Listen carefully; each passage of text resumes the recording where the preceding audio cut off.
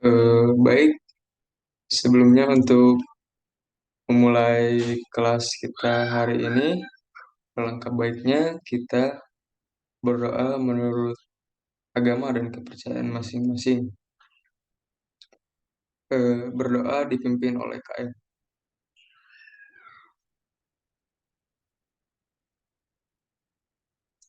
Baik, dicukupkan. Sebelum memulai pembelajaran, eh, kita perkenalan dulu.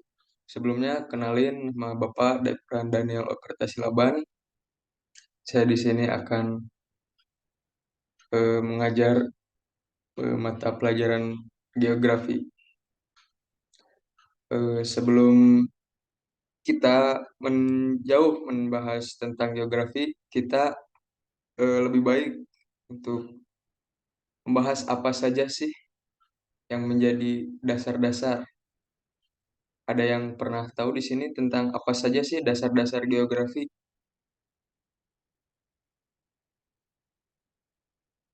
Baik, mungkin kita lanjut saja ya ke materinya.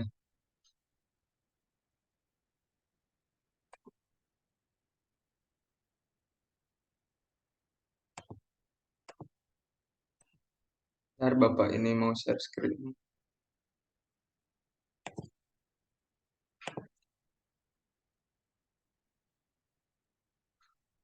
Nah,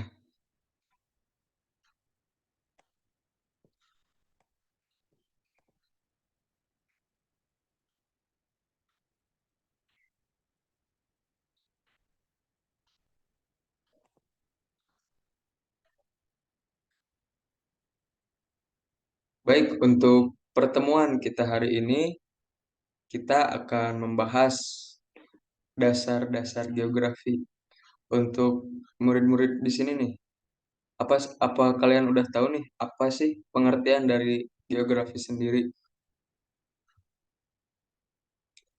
Secara etimologis dulu deh. Kata geografi ini merupakan resapan dari bahasa Yunani yang diambil dari kata geo dan graphien.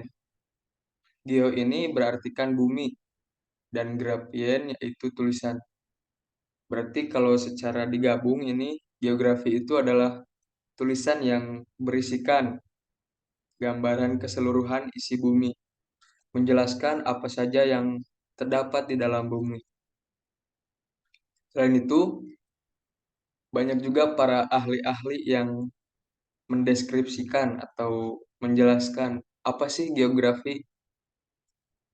Kita lihat deh contohnya. Di sini ada Eratosthenes.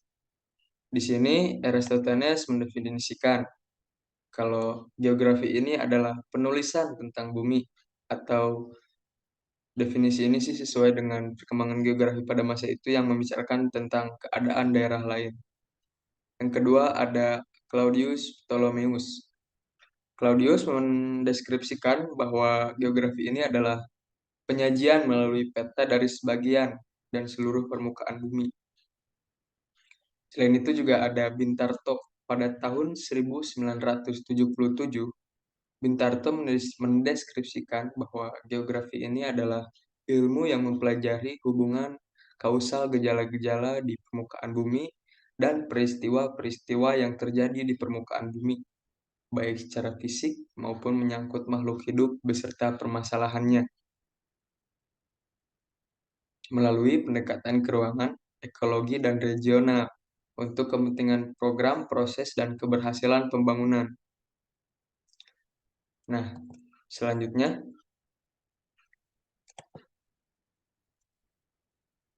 mohon maaf, ada sedikit.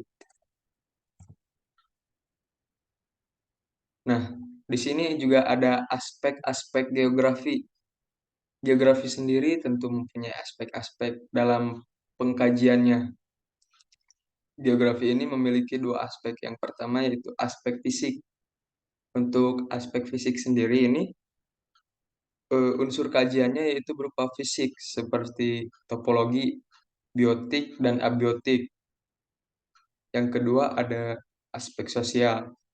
Kalau aspek sosial ini mengkaji secara eh, manusia dan segala kegiatan, aktivitasnya, apa saja yang dihasilin dari kegiatan tersebut seperti budaya, ekonomi, dan sosial politiknya. Selanjutnya, di geografi sendiri memiliki beberapa konsep, ada 10. Mungkin yang pertama yaitu dari lokasi. Lokasi membahas tentang letak atau posisi spasial dari objek tertentu di muka bumi. Untuk lokasi tersebut ada dua, lokasi absolut dan lokasi relatif. Kalau lokasi absolut itu berdasarkan garis lintang dan garis bujur. Contohnya nih, kayak Indonesia terletak di 6 derajat lintang utara sampai 11 derajat lintang selatan dan 95 derajat bujur timur sampai 141 bujur timur. Yang kedua ada lokasi relatif. Lokasi relatif ini adalah letak yang dilihat dari daerah lain. Contohnya nih, Indonesia berada di antara benua Australia dan benua Asia. Nah, si yang dilihatnya itu dari daerah lainnya. Mungkin yang selanjutnya bisa kita beralih ke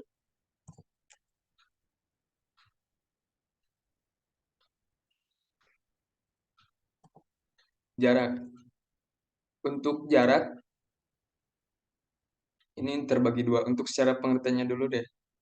Jarak ini adalah ruang yang menghubungkan antara dua lokasi atau dua objek.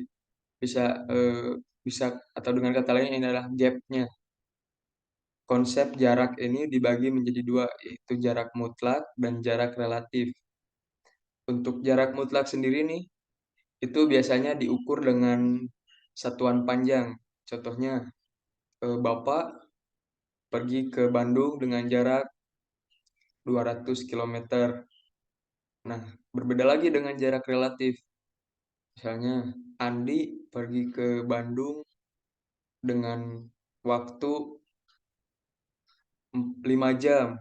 Nah, kalau jarak mutlak mutlak itu menggunakan satuannya panjang, sedangkan relatif itu menggunakan satuannya waktu seperti menit, jam, detik.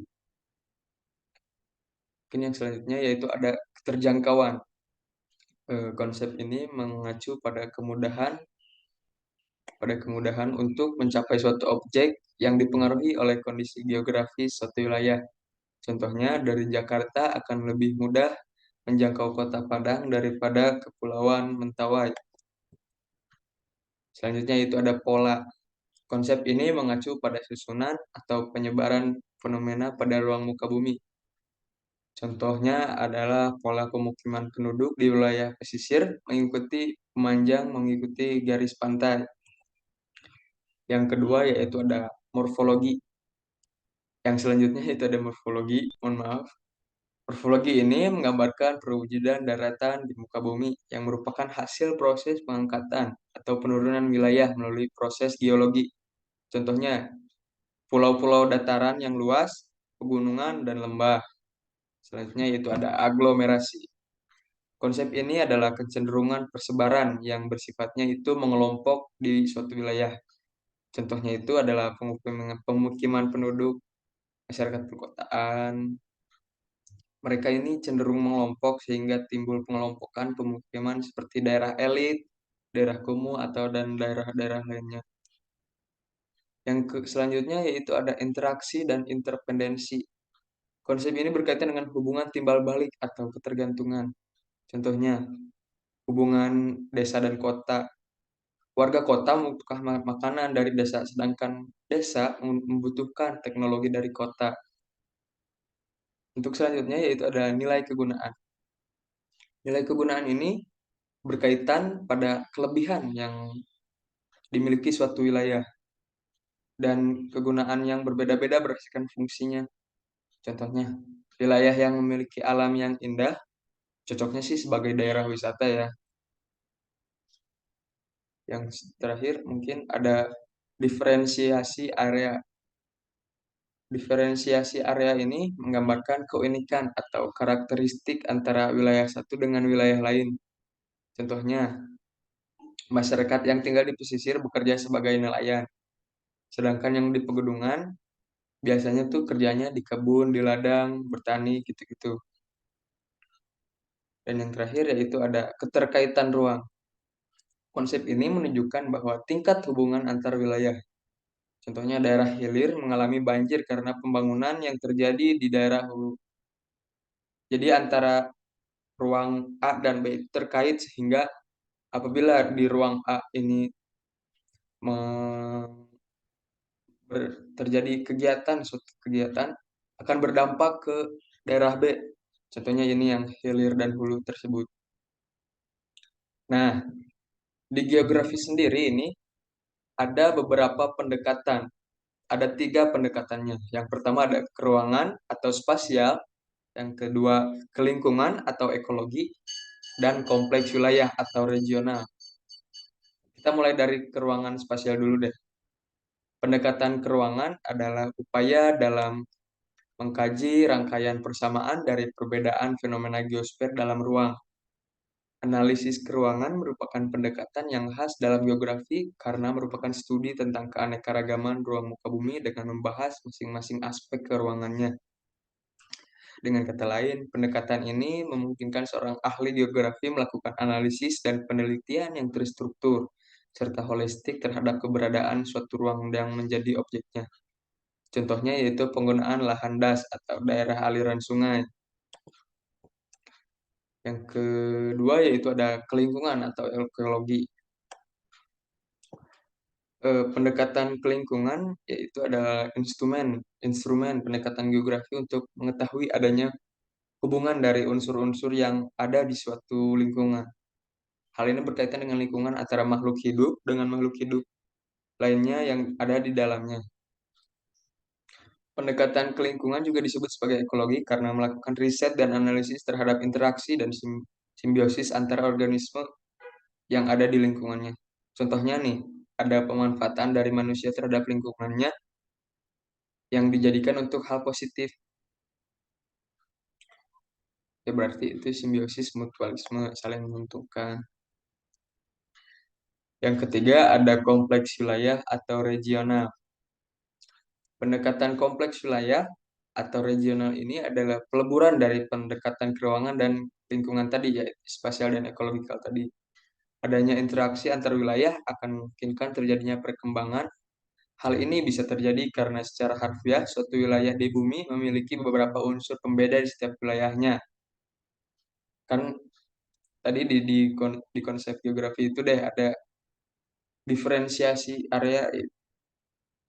Setiap daerah itu memiliki keunikannya sendiri. Nah, untuk yang terakhir, di sini ada cabang-cabang ilmu geografi. Untuk geografi fisiknya mungkin ada di geologi, ilmu tanah, geomorfologi, oceanografi, ada meteorologi dan klimatologi yang membahas cuaca, ada geografi di geografi manusia juga ada geografi ekonomi, geografi sosial, geografi pemukiman, geografi politik. Dan bidang kajiannya itu ada kartografi, hidrologi. Kartografi itu membahas tentang cara pembuatan peta. Hidrologi adalah hidro yang berarti air dan logi yang berarti ilmu adalah ilmu yang membahas tentang air, geologi lingkungan dan pedologi dan lain-lainnya.